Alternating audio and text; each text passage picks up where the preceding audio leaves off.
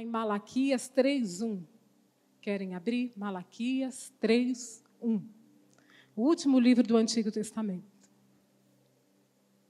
Esse versículo diz assim: Eis que eu envio o meu mensageiro e ele preparará o caminho antes de mim. Profecia. O Senhor promete vir, mas haverá uma preparação para o caminho. O outro versículo que eu quero ler com vocês é Isaías 43. Uma voz clama: no deserto preparem o caminho do Senhor, no ermo façam uma estrada reta para o nosso Deus. Vamos orar? Senhor Jesus, obrigada por essa manhã.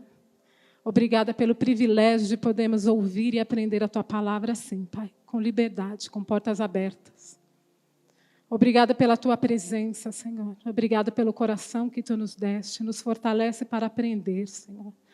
Nos dá inteligência, nos dá sabedoria, nos dá um espírito que seja santo, conforme o Teu Espírito, para que a gente possa entender aquilo que o Senhor tem a ministrar no nosso coração. Seja presente neste lugar, Senhor. Este lugar seriam só paredes se o Senhor não estivesse aqui. Se Teu Espírito Santo não estivesse movendo no nosso meio, se Teu Espírito Santo não estiver dentro de nós, nós Te recebemos, tenha um lugar de primazia. Ocupa o lugar que é Teu, Senhor. O trono que Tu fizeste para estar conosco, em nome de Jesus. Obrigada pela Tua presença, Pai. Obrigada. Obrigada pela Tua palavra. Somos gratos pela Tua palavra. Eu li essas duas passagens para vocês, duas passagens proféticas. No Antigo Testamento, dizendo, afinal de contas, o que ia acontecer. Cerca de 400 anos antes do nascimento de Cristo, o profeta Malaquias fala sobre a vinda de um profeta com a missão semelhante à missão de Elias. Nos últimos meses, nas últimas semanas, nós aprendemos sobre Elias, não aprendemos? Nós recebemos a mensagem sobre Elias. Eu amo a vida de Elias. Radical, firme, destemido, um profeta diferente. Se você não assistiu, entra lá no canal do YouTube da Igreja Amor em Movimento. Coloca essa série para ouvir durante essa semana. Não tem como a gente aprender sobre Elias e ficar parado. Alguns séculos antes, Isaías também falava sobre esse profeta que viria, esse profeta semelhante a Elias. Um homem separado, um homem comissionado e preparado por Deus. Uma pessoa diferente. Um profeta validado, com uma mensagem verdadeira. Ele foi reconhecido por Deus e pelos homens. O profeta, esse profeta que viria, 400 anos depois dessas promessas, ele confrontaria os abusos de autoridade e falaria com o mesmo poder e pelo mesmo espírito que Elias, semelhante a Elias. Ele anunciaria um reino com valores religiosos, políticos e econômicos, só que esses valores seriam eternos. Não são como os valores passageiros que a gente está acostumado a ver, né? Valores que se derretem na sociedade, são valores eternos. Hoje, nessa manhã, é o dia de nós falarmos sobre o profeta João Batista. João, que João? João era um nome comum naqueles tempos. Que João? João, aquele que batizava. João Batista. O último homem com ofício de profeta, semelhante aos profetas do Antigo Testamento. Guarda essa informação aí, se você gosta de estudar a palavra de Deus. João Batista foi o último profeta, semelhante aos profetas do Antigo Testamento. Depois da vinda de Cristo, do derramamento do Espírito Santo sobre toda a carne, como prometeu o profeta Joel, a forma como o profeta se manifesta e a profecia se manifesta, mudam. O Evangelho de Mateus apresenta João dizendo que ele surgiu no deserto da Judeia. Está lá em Mateus 3:1. Lucas diz que João recebeu uma convocação do Senhor e ele já estava no deserto. Lá no deserto ele foi convocado pelo Senhor para o ministério. João percorreu toda a região árida próxima ao Rio Jordão, falando sobre arrependimento de pecados e o batismo nas águas. Marcos, o Evangelho de Marcos, registra que João se vestia com roupas tecidas com pelos de camelo e cinto de couro. Ele se alimentava de gafanhotos e de mel, que podia ser encontrado ali na natureza. Quando a gente pensa em deserto, e eu estou falando no deserto da Judeia, não pensa naquele deserto do Saara, que é só areia. A natureza ali é um pouquinho diferente. Tem montanhas, tem oásis. É um lugar um pouquinho diferente. Tem picos, tem montanhas. É um lugar um pouquinho diferente daquele monte de areia que a gente pensa quando a gente fala no deserto, tá bom? João se alimentava de gafanhotos e mel silvestre. Aí fala, nossa, que esquisito, né? Você ficar no deserto, morar no deserto, comer esse tipo de comida. Não era tão estranho assim. Naquela época, havia outras pessoas morando no deserto. Havia pessoas que eram totalmente contra a cultura. E elas saíam das cidades, dos lugares onde as pessoas estavam vivendo mais próximas, iam viver num lugar ermo. Elas estavam cansadas daquela cultura, elas estavam cansadas daquele modo de pensar, cansados da opressão, cansados da injustiça. Havia até comunidades vivendo no deserto nessa época, e era comum que pessoas muito pobres se alimentassem de gafanhotos e de mel. O tipo de roupa de João também é diferente, né? Tecida com pele de camelos e com um cinto de couro.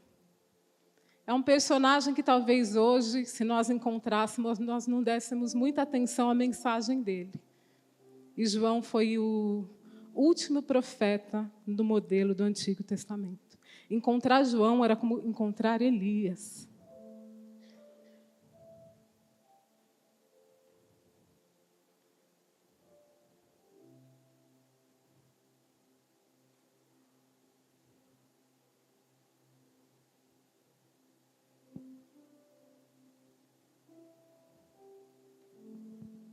Eu falei para vocês de pessoas que decidiram não viver conforme os modelos daquela sociedade.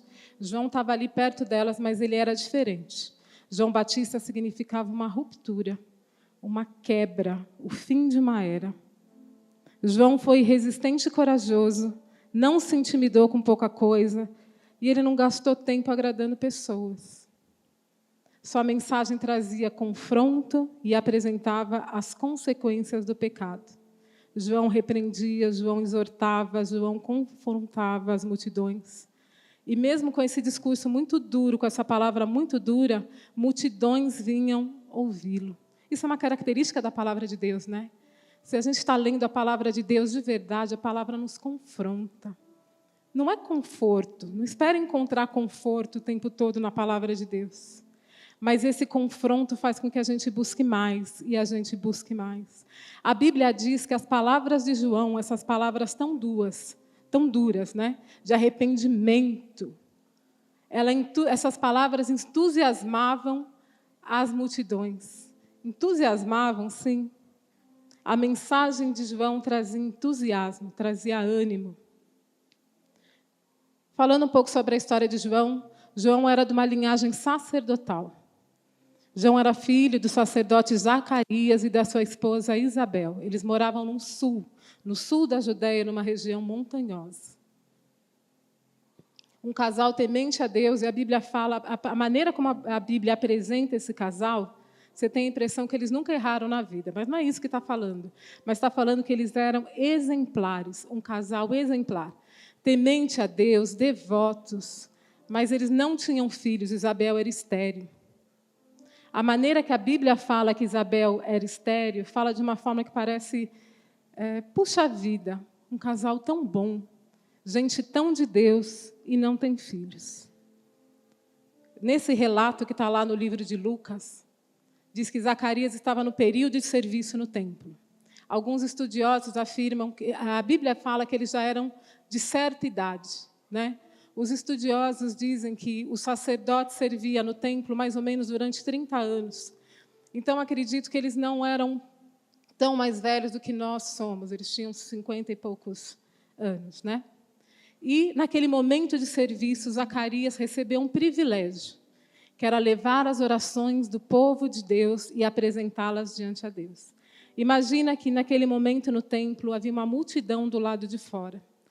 A multidão orando, orando, orando, na expectativa que o sacerdote apresentasse as suas causas diante de Deus. Diferente do que nós cantamos agora, né? Nós cantamos hoje, eu só quero a tua presença. Eu não quero te pedir nada. Não, eu estou falando do momento que as pessoas estavam lá para pedir. Era um momento específico de oração. Todo mundo do lado de fora, crendo, precisando de uma resposta. E Zacarias, o sacerdote Zacarias, levando um incenso, apresentando o incenso diante de Deus. Zacarias entrou no lugar certo para fazer isso e deu de cara com um anjo. À direita do altar havia um anjo. Imagina o susto de Zacarias, né? Às vezes eu escuto as pessoas falando, eu vi um anjo, o anjo me disse. E eu fico pensando, puxa vida, na Bíblia, quando as pessoas veem anjo, elas estremecem, né? São fisicamente afetadas, são cheias de temor. Como é que a gente está vendo o anjo em tudo quanto é lugar e está sentindo nada, né? Daniel, quando recebeu uma mensagem de Deus, caiu lá. João, quando recebeu a mensagem de Deus, ficou prostrado. Mas a gente, quando vê anjo, está tudo certo. Será que a gente está vendo anjo mesmo? É uma pergunta. Vamos falar no que está na palavra de Deus. Zacarias ficou apavorado. Apavorado. O anjo disse para ele, não tenha medo. Mas preste atenção que o anjo não disse, não tenha temor. Zacarias era um homem cheio de temor. E o anjo não disse para ele deixar o temor. O anjo disse para ele não substituir o temor pelo medo. Porque quando o Senhor se manifesta na tua vida, você continua com temor. Mas medo paralisa. Não precisa ter medo. E Zacarias tinha algo a fazer. O anjo Gabriel prometeu a Zacarias que ele teria um filho. Olha que coisa linda. No momento em que ele estava entregando as orações do povo, Deus respondeu uma oração pessoal dele. Olha um segredo espiritual. Ore pelo povo de Deus, ore por quem está ao teu lado, ore pela tua família. O Senhor vai responder as tuas orações. Não se ocupe tanto de si mesmo, né? Nosso Deus não é limitado, Ele não faz uma coisa de cada vez. Enquanto você faz a obra, enquanto você é fiel, Deus está respondendo aquilo que você precisa. Zacarias recebeu uma promessa de que seu filho seria grande aos olhos do Senhor. E essa promessa, ela mexeu com a comunidade ali pertinho dele, mexeu com a família, gerou grande expectativa. Todo mundo esperava, a palavra de Deus diz que as pessoas esperavam o que será que vai acontecer com a vida desse menino que vai nascer. Porque não é possível, o próprio anjo Gabriel veio anunciar a vida desse menino, esse menino será grande diante de Deus. Então eu retorno para o momento em que o ministério de João Batista começou. João era primo de Jesus, nasceu mais ou menos 3 meses antes dele. Ambos tinham por volta de 30 anos quando o ministério deles começou, tanto João Batista quanto Jesus. João Batista estava envolvido no início do ministério de Cristo, reconheceu a Cristo diante das pessoas. Interessante que João Batista poderia ter começado a servir no templo com essa idade, porque por volta dos 30 anos é quando os homens que são da linhagem sacerdotal começariam a servir no templo. Mas João tinha recebido um chamado diferente e ele obedeceu. João Batista estava lá no deserto, anunciando. Eu gosto de dizer que João Batista estava no lugar certo, na hora certa, chamando o pecado de pecado e os pecadores ao arrependimento. A vida e o ministério de João foram uma revelação intensa. Ele mostra que Deus prepara, ensina, provê condições para recebermos a Jesus. Em momento nenhum na tua vida, Deus vai te cobrar algo que Ele não ensinou. Antes de enviar Jesus, Ele enviou João. E disse, gente, presta atenção. Chegou o tempo. Prepare o caminho do Senhor. Chegou o tempo. Ninguém estava desavisado. A pregação de João no deserto tinha 3 pontos. Arrependa-se, receba perdão. Seja restaurado. Seja restaurado. É só isso que a gente precisa. Entretanto, João, chegaram a perguntar para ele, você é o Messias que nós esperamos? Você é o Cristo? Você é o nosso Salvador? Eu acho que se muitas pessoas que nós conhecemos, ou mesmo nós, em alguns momentos da nossa vida, naquele momento que a nossa vida não está clara com Deus, se alguém pergunta para mim, você é a solução, Sara? Eu vou falar, pode contar comigo. Não é verdade? A não ser que a gente esteja muito quebrado, esteja muito consciente de quem Deus é e de quem nós somos, quando perguntam para nós, você é a solução? Você está no meio do seu ministério e alguém pergunta, você é a solução? Você vai falar, não, não sou eu, não. Mas eu conheço a solução. Eu quero apresentar a solução para vocês. João deixou bem claro que ele não era a solução e o batismo, João Batista, aquele que batizava, as águas também não eram a solução. Ele não criou um sistema místico de salvação, dizendo, venham, passe pelas águas, eu vou batizar vocês, a vida de vocês vai melhorar. Quem nunca ouviu uma coisa assim a respeito de batismo, né? Depois do batismo, a minha vida muda. Não, depois do arrependimento, da transformação e da declaração pública que eu morri, ressuscitei com Cristo, a vida muda. Mas passar pela água, a gente toma banho todo dia. Se a água resolvesse os nossos problemas, nós seríamos totalmente puros, né? João não era o Salvador, ele estava preparando o caminho para o Salvador. E ele dizia, para quem estivesse interessado em ouvir, a hora chegou. O ministério de João foi o maior alinhamento de expectativas que já aconteceu entre Deus e os seres humanos. O maior alinhamento de expectativas que já aconteceu entre Deus e os seres humanos. A partir daquele momento que João quebra, que ele traz aquela ruptura, e todo mundo esperando um Salvador diferente daquele que João estava apresentando. Mas você olhava para João e via a aversão que ele tinha a respeito dos valores, da injustiça, da opressão. Se você olhasse para João e reconhecesse ele como profeta de Deus, você saberia o que esperar do seu Salvador. O servo sofredor, né, que Isaías profetizou. Era isso que era para esperar. Até mesmo Jesus veio para ser batizado por João. Está lá em Mateus 3, versículos 13 a 17. Se você quiser abrir sua Bíblia, abra o seu celular aí, vale a pena. Mateus 13, versículos 13 a 17. Vou te dar um minutinho para você abrir. Que a gente tem uma lição tão importante aí dentro. Mateus 3, versículos 13 a 17. É legal que depois você pode ler novamente na tua casa e você vai falar...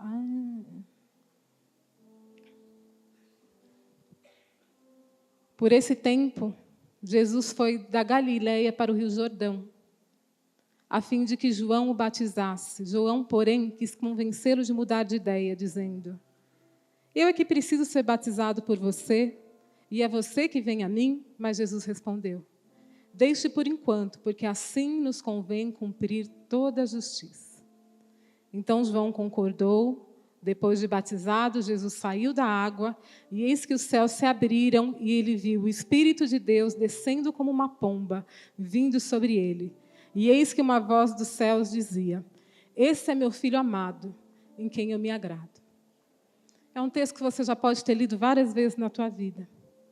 João não se sentia nem um pouco digno de batizar Jesus, mas ele sabia quem Jesus era, e a partir do momento que Jesus fala, eu vim aqui para ser batizado por você, Jesus obedeceu. João obedeceu. Eu volto nesse texto um pouquinho, porque se você tem alguma dúvida sobre Trindade, você teve alguma dúvida sobre Trindade? Fala, afinal de contas, o que é um Deus triuno? Presta atenção nesse texto. Onde estava Jesus? Onde estava Jesus? Estava sendo batizado, não estava? Pode responder, responde em voz alta aí, que é para guardar o princípio na tua mente. Jesus estava sendo batizado. Onde estava o Espírito Santo? Em forma corpórea, como uma pomba, veio sobre Jesus. Já tenho duas pessoas. Onde estava Deus? Deus estava falando. Esse é meu filho amado, em quem eu tenho prazer. Perceberam as três pessoas da Trindade? Nós temos três pessoas que formam uma trindade, um Deus único.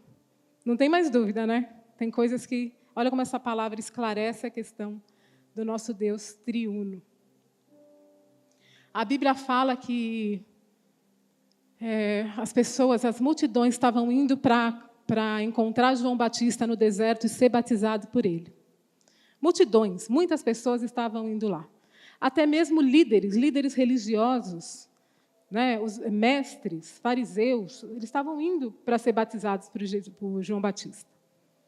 Mas você percebeu que, em nenhum momento, quando você for ler isso em todos os evangelhos, você vai perceber que ninguém estava questionando o porquê do batismo? Ninguém perguntou, João, por que você está passando essas pessoas pela água? João, por que elas estão imergindo dentro do rio? Para nós, o batismo não é uma coisa tão comum, não é verdade? Quando nós vamos nos batizar, nós precisamos de uma explicação acerca de batismo. A gente não está acostumado a ver as pessoas se batizando na água o tempo todo. A gente percebe que é uma coisa diferente.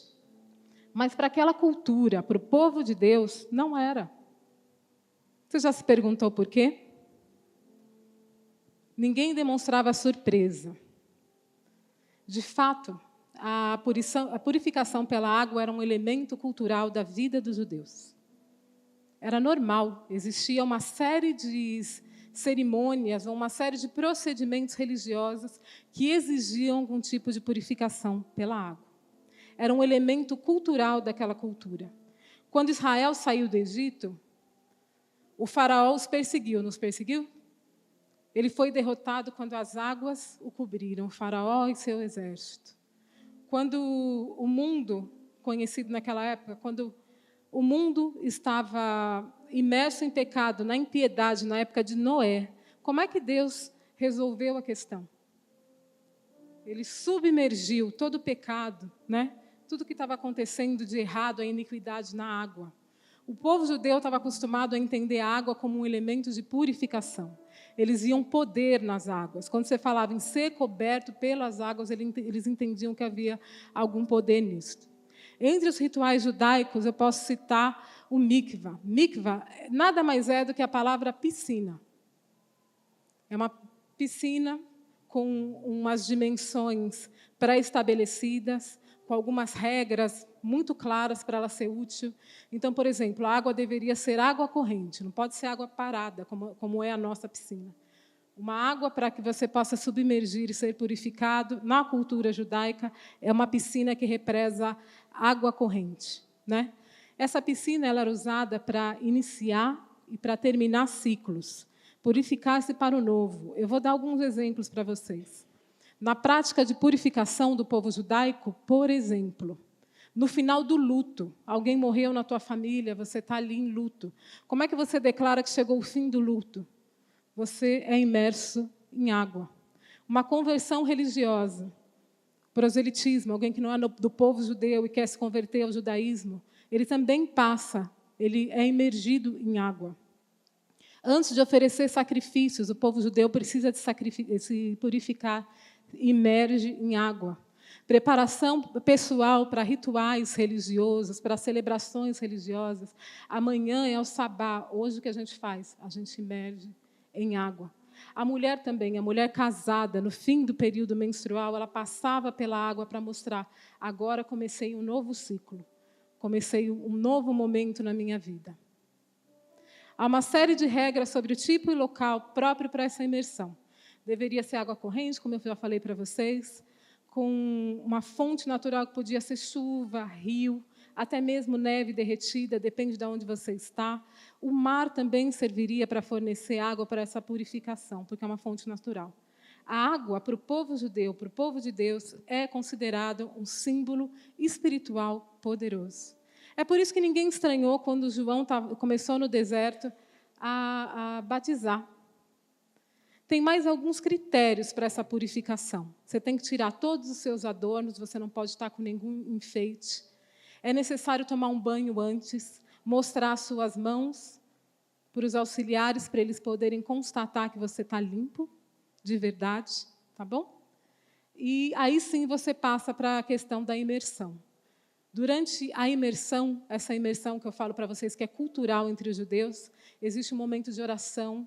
Algumas orações já vêm prontas, algumas bênçãos que você cita durante esse momento. E o corpo inteiro deve ser imerso em água. Em algumas situações, eles imergem 3 vezes, nas outras situações, eles imergem mais vezes, né? Após sair da água, não seca o corpo inteiro. Você pode deixar algumas gotas de água no cabelo, faz parte desse cerimonial. O batismo, então, estou contando tudo isso para vocês, para dizer que o batismo não era uma questão nova para o povo de Deus. A imersão em água não era uma questão nova. O propósito do batismo de João, sim, era totalmente novo. Porque quando você fala a respeito de Cristo, quando você fala que Cristo chegou, arrependa-se, creia no Evangelho, mude de vida, eu estou encerrando todos os ciclos anteriores. Quando eu falo que João Batista é o último profeta, no modelo dos profetas do Antigo Testamento, eu estou encerrando todos os modelos anteriores. Eu estou dizendo que há uma ruptura, não há um renascimento para novos ciclos. Você entende isso na palavra de Deus? Você entende o quanto isso é claro? É uma coisa que a gente repete muito aqui na igreja. Todos nós fomos criados por Deus. Todos nós pecamos, carecemos da glória de Deus. Todos nós morremos e ressuscitamos com Cristo. E se você aceita essa morte e essa ressurreição, tudo aquilo que você faz tem consequências eternas. Eternas aonde? No céu, vivendo em glória com Cristo. Mas assim como a pregação de João Batista disse, eis aí o Cordeiro de Deus que tira o pecado do mundo, ele explicou direitinho. Ele vai vir e vai separar a palha do trigo. A palha queimada. Então, se você não aceita a morte e a ressurreição de Cristo, você recusa Jesus Cristo. As consequências são eternas, de sofrimento eterno, longe da glória e da presença de Deus.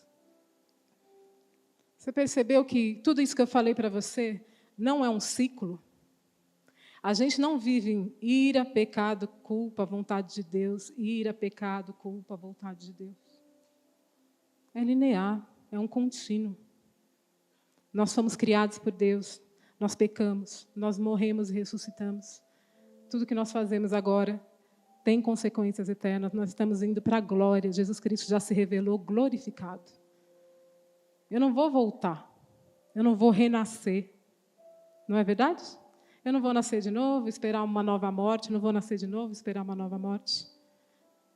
Aquilo que nós fazemos aqui é saber que nós estamos andando numa linha, né? De glória em glória, de vitória em vitória. Estamos vivendo num processo, diferente do que muita gente fala por aí. Voltando para a purificação dos judeus, a purificação dos judeus era uma cerimônia. O que é cerimônia? Cerimônia é aquilo que pode acontecer muitas vezes. A comemoração do meu aniversário é uma cerimônia. Todo ano eu comemoro aniversário, é uma cerimônia. Ela era feita para comemorar o início, marcar o início de um novo ciclo. Acreditava no poder da água para a purificação espiritual. Declarava uma bênção pessoal, novas oportunidades. Poderia acontecer inúmeras vezes na vida, sem limites. O batismo de João era diferente.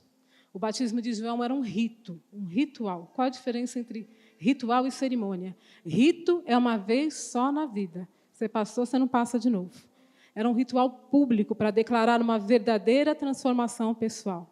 O fim de todos os ciclos, o início de uma nova vida no reino de Deus. Totalmente diferente, não é? Não precisa ser repetido. A Bíblia diz que judeus proeminentes, líderes religiosos, membros de partidos vinham para ouvir a mensagem e passar pelo batismo, né? Certamente vinham em segredo, provavelmente vinham disfarçados, porque o batismo de João, a mensagem de João era sobre humildade e arrependimento, deixar o orgulho. Esse tipo de pessoa não é conhecida, né? Esses líderes religiosos, essas pessoas, elas não eram conhecidas pela humildade, eram conhecidas pelo zelo, pelo orgulho. Eram conhecidas por outro tipo de característica de caráter. Provavelmente, eles não queriam ser vistos com João Batista. João Batista falou para eles, raça de víboras. Raça de víboras. Ele queria dizer, vocês são serpentes que mordem, vocês são pessoas traiçoeiras. Dizem que têm direitos espirituais especiais porque são filhos de Abraão. Vocês acham que a salvação de vocês está garantida por conta da descendência. O que vocês estão fazendo aqui no deserto? Por acaso vocês receberam algum convite VIP? Alguém falou para vocês, podem vir que a gente vai ter um horário marcado, diferenciado para vocês? Raça de víboras. Vocês estão esperando um atendimento diferente? João ensinou, mostrem atitudes dignas e coerentes com arrependimento. Parem de oprimir as pessoas. Parem de perturbar o pobre. Sejam justos. Tratem bem as pessoas que estão junto com você.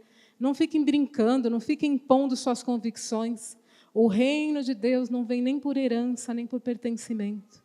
Em Mateus 3, versículo 9, diz assim, João conversando se dirigindo a essas pessoas cheias de orgulho, cheias de certezas. Olhem para essas pedras no deserto. Pedra no deserto é uma coisa bem comum, né? É um objeto que ninguém presta atenção. Esses elementos comuns da paisagem, que vocês não dão atenção nenhuma a eles, que não têm valor nenhum a vocês, assim são as pessoas que Deus receberá no seu reino. Para vocês, essas pessoas não têm nada de especial. É o fim de tudo que vocês viveram até agora. Vocês estão invocando um privilégio que não existe. Essa era a mensagem de João.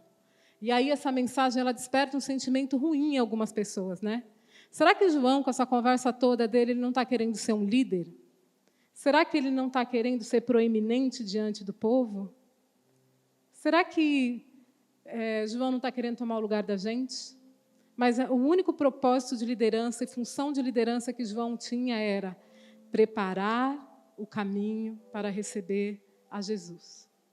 Isso não mudou, gente. Isso continua do mesmo jeito. Purifiquem-se para a chegada do rei. João era um clamor no deserto, o encerramento de uma era, preparava a chegada do reino e de seu principal representante, Jesus. A atitude orgulhosa e egoísta daquele povo não começou naquele momento, não começou na conversa com João. É uma história muito antiga. É uma história de quando... Imagina que lá no livro de Deuteronômio, Deus já falava assim, quando eu lhes der a terra, quando vocês chegarem na terra prometida, não queimem os seus filhos. Toda vez que eu leio essa palavra, eu falo, ai, Jesus, que coisa, né? Imagina se Deus falasse para você, olha, eu vou te dar uma casa, vou te dar um terreno bonito, mas quando você chegar lá, não taca fogo no seu filho? Fala, Deus, pelo amor de Deus, está falando isso para mim, eu tenho cara de quem vai tacar fogo no meu filho. Pois é, o povo de Deus, quando entrou na terra prometida, e quando recebeu a terra como herança de Deus, eles fizeram exatamente isso. Eles sacrificaram seus filhos aos deuses. Eles queimaram seu filho. E daí para pior, viu, gente? Não foi coisa bonita, não. Quando a Bíblia fala sobre abominação, foi exatamente isso que aconteceu. Esse povo se rebelou tanto contra Deus, quando recebeu a terra, eles se misturaram tanto com outros povos que eles se tornaram piores do que esses povos. A abominação, o tipo de pecado que eles cometiam era pior do que os pecados que eram cometidos por aqueles que nunca tinham ouvido falar de Deus. Deus, então, começou a enviar profetas para falar acerca de juízo. Fala, gente, vocês receberam a terra, mas se vocês continuarem vivendo, esse não é o propósito de vocês. O propósito de vocês é mostrar Deus para os povos. Se, em vez de mostrar Deus para os povos, vocês absorvem tudo que os povos fazem, vamos acabar com essa brincadeira aqui. Os profetas diziam, vai vir juízo, isso tem consequência. Um dia o juízo veio. Primeiro sobre Israel, a parte norte de Israel, 10 tribos lá em cima. Eles foram conquistados pelos assírios e eles foram espalhados entre os povos. A estratégia de guerra dos assírios era, eu pego esse povo que eu estou aqui e conquistei e levo para outra parte do império. Quando essas pessoas chegam lá, elas estão longe da sua casa, não têm o tipo de comida que gostam, não têm a língua que elas estão habituadas, o cenário, a geografia é muito diferente. O que os assírios faziam? Eles aculturavam os povos, tiravam os povos dos seus lugares. Foi isso que aconteceu com o povo de Israel. Eles foram levados, o reino do norte foi levado e espalhado entre os povos. As consequências disso é que eles perdem totalmente a identidade de povo, né? Eles perdem os seus costumes. Mais tarde, alguns anos depois, o povo de Judá, que achava que o juízo não chegaria até eles, chegou. A Babilônia chegou, a Babilônia conquistou aquela região. E eles foram levados cativos para a Babilônia. Nesse período que eles estavam fora de casa, eles aprenderam a falar outra língua. Eles tiveram que se virar fora do contexto que eles estavam acostumados, eles foram desterrados. Eu não sei se você já perdeu sua casa um dia, eu já perdi.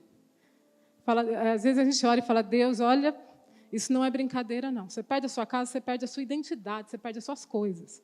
Você pega tudo que é teu, coloca dentro de caixas e vai para outro lugar. O você fica totalmente desorganizado, né? Foi isso que aconteceu com o povo de Deus. Eles se envolveram com o pecado, eles perderam o lugar deles. Nessa questão de perder o lugar, a coisa mais importante para eles é que eles adoravam a Deus no templo. E eles perceberam que eles não teriam mais o lugar da adoração. Deus nunca tinha falado com eles sobre isso. E agora, eu adoro como? Então, Deus levantou profetas durante o exílio, para ensiná-los a cultuar onde quer que eles estivessem. Hoje a gente tem isso muito claro, né? Nós temos muito claro que nós temos uma religião portátil. Eu oro aqui na igreja, mas eu oro em casa também. Eu não estou limitada a um lugar. Mas para o povo de Deus isso era uma loucura.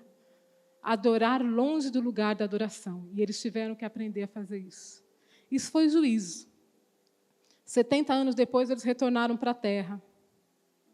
Quando eles retornaram para a terra, eles reconstruíram o templo e reconstruíram a cidade, os muros da cidade.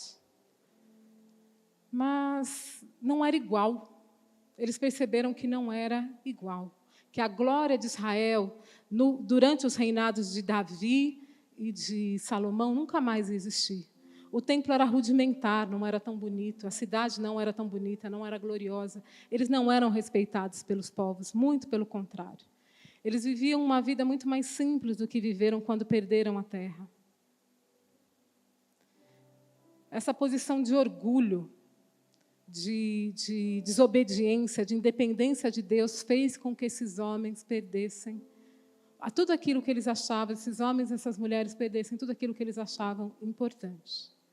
Quando eles se encontraram com João Batista, a esperança deles era que viesse um Salvador para restaurar a terra e fazer daquela terra uma terra gloriosa. Então, a mensagem de João Batista era a mensagem de Daniel, que dizia assim, Daniel 2:44. Em Daniel 2:44, a gente tem a resposta de que tipo de reino, e que tipo de justiça, e que tipo de mudança João Batista estava propondo. Diz assim, o Deus do céu levantará um reino que jamais será destruído e que não passará por outro. Esse reino despedaçará e consumirá todos esses outros reinos, mas ele subsistirá para sempre. A gente acredita, falando sobre isso, né, a gente acredita que o povo de Deus que vivia nesse tempo em que João Batista se revelou como profeta e que Jesus apareceu como Salvador, se revelou como Salvador, eles criam e praticavam a religião deles como Moisés, Abraão, né, José, Samuel. A gente acreditava que eles criam em Deus, se relacionavam com Deus daquela forma. Mas não é isso. O judaísmo no tempo de Jesus era um judaísmo rabínico. Um dia a gente conversa sobre isso, um dia a gente pensa sobre isso. Sabe o que é um judaísmo rabínico? O povo de Deus voltou para a terra, reconstruiu a cidade, reconstruiu o templo, começaram a ler a lei de Deus de novo.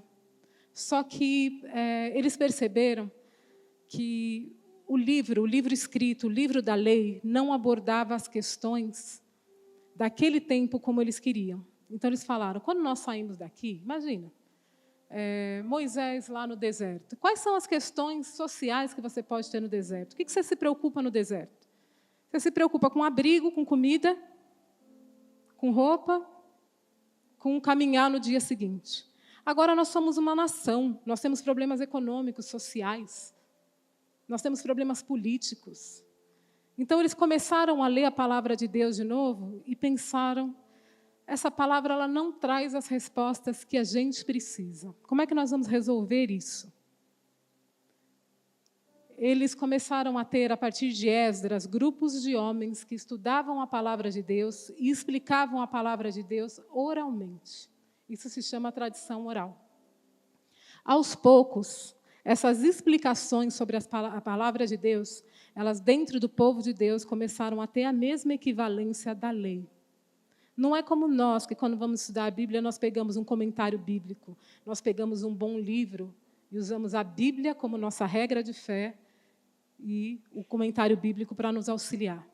O povo de Deus, na época de Deus, que é a época de ouro da interpretação bíblica do judaísmo rabínico, um século antes de Cristo, o primeiro século, eles acreditavam muito mais no que nas explicações que haviam acerca da palavra de Deus do que na própria palavra de Deus.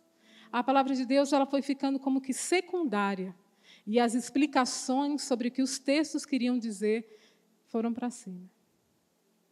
O perigo disso, a encrenca disso, é que as pessoas já não estão mais lendo a Bíblia.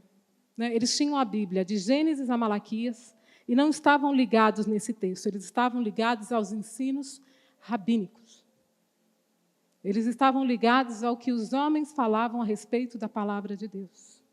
Por isso que eles foram correndo até João, porque eles ouviram falar que existia um profeta em exercício na terra, profetizando. Desde Malaquias, desde o final do Antigo Testamento, eles não tinham, há 400 anos eles não viam um profeta. Então, homens de todas as classes sociais, mestres da lei, fariseus, todo tipo de homem, de líder, rico ou pobre, estava correndo atrás de João para ver a mensagem. A tradição oral, isso que nós chamamos de escritos rabínicos, era aquilo que os judeus se apegavam para ter alguma ligação com os profetas, porque há 400 anos os profetas não falavam. 400 anos de silêncio. O povo judeu, o povo de Deus, interpretou esses 400 anos de silêncio como um momento em que Deus perdeu o controle. Deus perdeu o controle sobre a terra. Nós estamos sem palavra, não tem profeta falando. O que nós vamos fazer agora? Nós vamos fazer uma tradição oral, nós vamos começar a explicar essa palavra aqui, contextualizar essa palavra.